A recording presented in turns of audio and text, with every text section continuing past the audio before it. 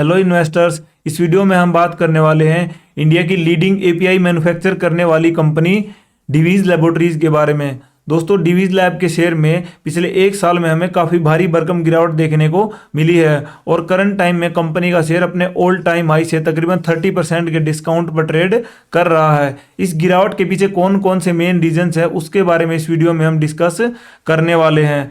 और रिसेंटली पिछले हफ्ते में एक डेवलपमेंट देखने को मिली है, जहां ओवरऑल मार्केट के अंदर पिछले हफ्ते में काफ़ी सेलिंग देखने को मिली। वहीं डिवीज लैब के शेयर में 5% की बाइंग जो हमें पिछले हफ्ते देखने को मिली है। इसके बारे में डिटेल में इस वीडियो में हम डिस्कस करने वाले हैं। और अगर दोस्तों इस कंपनी के अंदर आप इन्वेस्टेड हैं तो ये वीडियो डेफिनेटली आपके लिए काफ़ी ज़्यादा इन्फॉर्मेटिव हो सकती है, तो वीडियो को एंड तक देखें। दोस्तों, डिवीज लैब के शेयर ने पिछले साल अक्टूबर महीने के आसपास अपना ऑल टाइम हाई लगाया था तकरीबन 5300 रुपये के आसपास, और उसके बाद से लगातार इस शेयर के अंदर हमें सेलिंग देखने को मिल रही है और कंपनी का शेयर करंट टाइम में अपने 200 डे मूविंग एवरेज से नीचे ट्रेड कर रहा है। और पिछले हफ्ते एक फ्रेश ब्रेकआउट जो इस शेयर के अंदर हमें देखने को मिला, जिससे कि कंपनी का शेयर अपने 50 डे मूविंग एवरेज से आगे आ चुका है। अब अगर बिजनेस की बात करें तो दोस्तों, डिवीज लैबोरेटरीज फार्मास्यूटिकल सेक्टर की कंपनी है और एक लीडिंग एपीआईज यानी कि एक्टिव फार्मास्यूटिकल इंग्रेडिएंट्स मैन्युफैक्चर करने वाली कंपनी है। कंपनी अपने प्रोडक्ट 95 से ज़्यादा कंट्रीज के अंदर सेल करती है। कंपनी के पास करंट टाइम में 122 से ज़्यादा प्रोडक्ट्स हैं और करंट टाइम में 2 मैन्युफैक्चरिंग फैसिलिटीज़ हैं, दोनों इंडिया के अंदर हैं।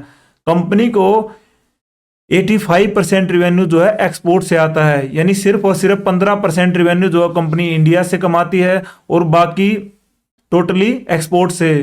अगर एक्सपोर्ट की बात करें तो 47% रिवेन्यू जो है कंपनी को यूरोपियन कंट्रीज से आता है, 23% रिवेन्यू यूएसए से आता है और 11% रिवेन्यू जो है वो अदर एशियन कंट्रीज से आता है।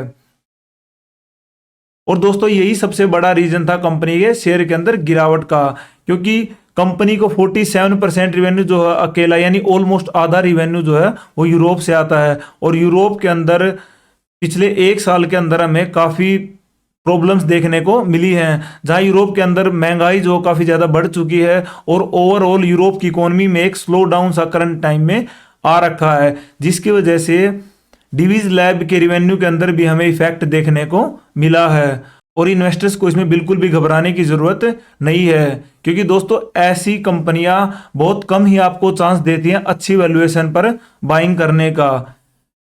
अब वैल्यूएशन को अगर देखें तो दोस्तों, डिवीज लैब अपने सेक्टर की लीडर कंपनी है। इसको हमेशा से ही अपने सेक्टर की हर कंपनी से ज़्यादा प्रीमियम मिला है। अगर इसके पिछले 5 सालों के प्राइस टू अर्निंग की बात करें तो वो निकल कर आता है 45 का, जबकि करंट टाइम में डिवीज लैब का जो प्राइस टू अर्निंग है वो 30 के करीब चल रहा है, यानी ऑलमोस्ट अपने सेक्टर की कंपनियों के आसपास है, जिसकी वजह से एक इंटरेस्टिंग काउंटर भी है बन जाता है। और क्योंकि कंपनी के क्वार्टरली रिजल्ट पिछले 1-2 क्वार्टर थोड़े खराब रिजल्ट आए हैं, कंपनी का रिवेन्यू इफेक्ट हुआ है और कंपनी के मार्जिन भी थोड़े हिट हुए हैं, जिसकी वजह से दोस्तों कंपनी के शेयर में हमें गिरावट जो है लगातार देखने को मिल रही है। लेकिन दोस्तों, ये गिरावट कंप्लीटली टेम्परेरी है और लॉन्ग टर्म इन्वेस्टर के लिए अच्छा खासा अपॉर्चुनिटी जो है बन सकती है। अब अगर लॉन्ग टर्म की बात करें तो दोस्तों, कंपनी ने साल दर साल लगातार अपने इन्वेस्टर्स को अच्छे रिटर्न बनाकर दिए हैं, जहां कंपनी की सेल्स पिछले 10 सालों में 17% की एवरेज से इंक्रीज हुई हैं, प्रॉफिट ग्रोथ 19% की एवरेज से इंक्रीज हुआ है और कंपनी के शेयर ने पिछले 10 सालों में 20% के CAGR से रिटर्न बनाकर दिए हैं, जो कि निफ्टी इंडेक्स को कंप्लीटली आउट परफॉर्म करता है। दोस्तों, अगर डिवीज लैब की बैलेंस शीट को देखें तो उससे हमें क्लियरली पता चलता है कि डिवीज लैब एक काफ़ी स्ट्रॉन्ग फंडामेंटल वाली कंपनी है। वहीं बोरोइंग्स की बात करें तो सिर्फ 3 करोड़ की करंट टाइम में कंपनी के ऊपर बोरोइंग्स हैं और 1200 करोड़ से ज़्यादा के कंपनी के पास रिजर्व्स हैं। और दोस्तों, कंपनी ने अपनी एसेट क्वालिटी भी पिछले 10-15 सालों में काफ़ी अच्छे से इंप्रूव की है। कंपनी के फिक्स एसेट्स हर 5 सालों में दोस्तों ऑलमोस्ट डबल हुए हैं। इससे कि पता चलता है कि कंपनी लगातार अपने बिजनेस को एक्सपेंड करती जा रही है। 2019 में जहां कंपनी के फिक्स एसेट सिर्फ 2000 करोड़ थे, जो कि 2022 में बढ़कर 4300 करोड़ रुपए हो चुके हैं, यानी पिछले 5 सालों में कंपनी ने अपने बिजनेस को डबल कर दिया है, जिससे अच्छे खासी वेल्थ भी जो है इसने अपने इन्वेस्टर्स को बनाकर दी है। दोस्तों कभी भी आप किसी कंपनी के अंदर इन्वेस्ट करते हैं तो प्रॉफिट एंड लॉस स्टेटमेंट के साथ साथ उस कंपनी की बैलेंस शीट देखना काफ़ी ज़रूरी होता है, क्योंकि जब भी ओवरऑल इकोनॉमी के अंदर मंदी आती है तो एक स्ट्रॉन्ग बैलेंस शीट वाली कंपनी सर्वाइव करती है। और ये हमें क्लियरली देखने को मिलता है डिवीज लैब के अंदर। कंपनी के ऊपर ना तो डेट है, कंपनी लगातार हर 5 सालों में अपने एसेट्स को डबल करती जा रही है और अच्छे खासे रिजर्व्स भी कंपनी के पास हैं। ऐसी स्ट्रॉन्ग फंडामेंटल वाली कंपनियां ही लॉन्ग टर्म में अच्छे रिटर्न बनाकर देती हैं। अगर दोस्तों शेयर होल्डिंग्स की बात करें तो प्रोमोटर्स के पास करंट टाइम में 52% के करीब शेयर हैं, जो कि बिल्कुल स्टेबल हैं। हालांकि एफआईआईज ने इस शेयर के अंदर पिछले 2 सालों में ठीक ठाक सेलिंग की है। एफआईआईज ने अपनी होल्डिंग तकरीबन 20% से घटाकर 15% पिछले 2 सालों में कर दी है।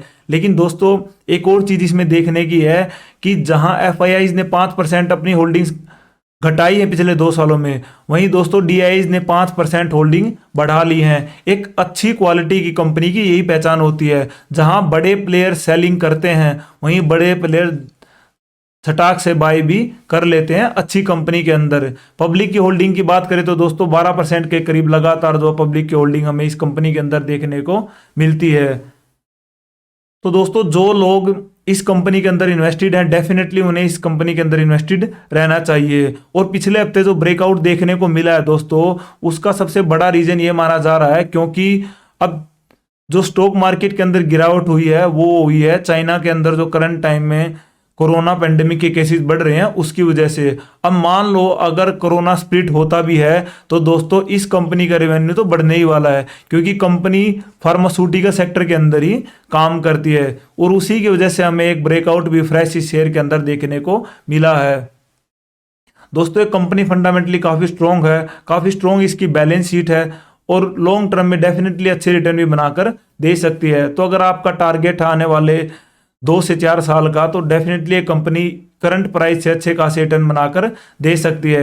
लेकिन फर्दर अगर यहाँ से गिरावट होती भी है तो दोस्तों बहुत ही कम गिरावट इस शेयर के अंदर आपको देखने को मिलेगी। ऐसा नहीं है कि यहाँ से कंपनी का शेयर 40-50% तक गिर जाए, क्योंकि ऑलरेडी तकरीबन 30% तक तो कंपनी का शेयर डिस्काउंट में ट्रेड कर ही रहा है। तो अगर आप इस शेयर के अंदर फ्रेश होल्डिंग्स भी बनाना चाहते हैं तो पार्ट्स में करके, एटलीस्ट 3 पार्ट्स में करके आप इस शेयर के अंदर बाइंग भी कर ही सकते हैं। लेकिन दोस्तों हमारी इस कंपनी के अंदर होल्डिंग्स बिल्कुल भी नहीं है और ये वीडियो सिर्फ और सिर्फ एजुकेशन पर्पज से है। कोई भी फाइनेंशियल डिसीजन लेने से पहले एक बार खुद की स्टडी जरूर कर लें। तो दोस्तों आई होप आपको ये वीडियो पसंद आया होगा। अगर वीडियो अच्छा लगा, इन्फॉर्मेटिव लगा तो वीडियो को लाइक जरूर करें और ऐसी इन्फॉर्मेटिव वीडियोस रेगुलर पाने के लिए प्रो इन्वेस्टर्स यूट्यूब चैनल को सब्सक्राइब करना ना भूलें।